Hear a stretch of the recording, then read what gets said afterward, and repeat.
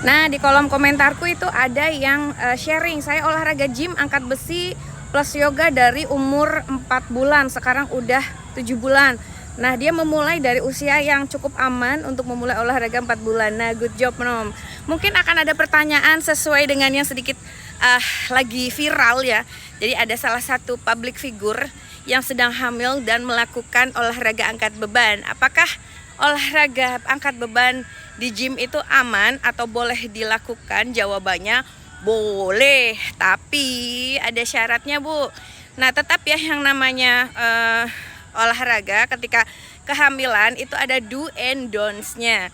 Yang perlu diperhatikan, ibu hamil itu paham untuk bagaimana dia memulai programnya. Yang pertama, ya, dimulai dari usia kehamilan yang cukup untuk bisa memulai olahraga. Biasanya di usia 4 bulan, 16 minggu ya. Nah, kemudian yang kedua, sudah mendapatkan approval dari dokter bahwa ibu kondisinya sehat, bayinya sehat, ibu sudah boleh memulai yoga, ibu sudah boleh memulai olahraga. Nah, olahraganya yang dibolehkan tuh ini. Kalau misalnya tiba-tiba ibu tanya, Bu, dok, saya boleh nggak olahraga angkat beban atau nge-gym? Nah, pasti nanti ada lagi clue-nya. Nah, untuk olahraga angkat beban itu bagaimana?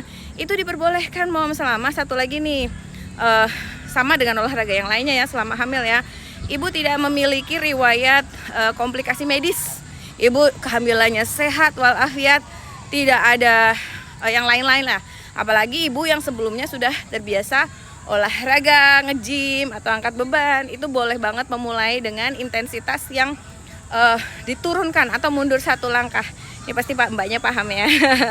Nah, kemudian yang berikutnya adalah latih di bawah coach atau trainer yang memiliki sertifikasi prenatal fitness. Karena di Indonesia juga sekarang sudah mulai, belum banyak sih, tapi sudah ada ya, jadi pelatih fitness yang memiliki sertifikasi untuk melatih ibu hamil. Karena melatih ibu hamil angkat beban itu latihannya sedikit berbeda, Mom. Jadi kita inginkan adalah jangan sampai area-area yang kita inginkan untuk elastis, lentur dan rilis itu ya, tidak jadinya ketat atau tight gitu.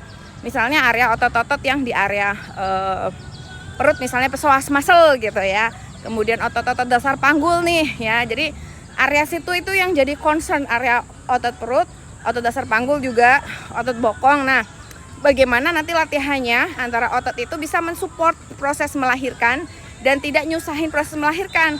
Karena ada beberapa case, kalau nggak salah dulu aku punya, jadi karena dia masih nge-gym, tapi karena otot di perutnya itu tight ya, aku kurang tahu, pokoknya dia tight lah, entah tuh di psoas atau di mana. Jadi posisi bayinya itu posisinya ketika dia mau turun dia balik lagi. Jadi posisinya tuh sering banget di posisi melintang gitu. Jadi sering melintang dan sungsang. Artinya apa? Si bayi mencoba turun. Tapi karena diprediksi, bukan prediksi ya, diperkirakan ada salah satu otot di area perutnya itu ketat sehingga dia si bayinya tuh tidak bisa turun gitu. Jadi latihannya juga harus dipandu gitu. Jadi hati-hati supaya apa? Supaya tujuan goalsnya itu tercapai. Jangan sampai kita di beberapa otot yang harusnya dia bisa rilis di saat yang tepat, malah jadinya menjadi lebih tight gitu ya. Jadi seperti itu, boleh banget gitu ya. Seperti itu kurang lebih ya. Jadi approval dokter, kemudian dimulai dengan usia yang tepat, kemudian tidak ada komplikasi medis, kemudian di bawah panduan instruktur, programnya diawasin sehingga programnya tepat, efektif dan efisien gitu ya, seperti itu.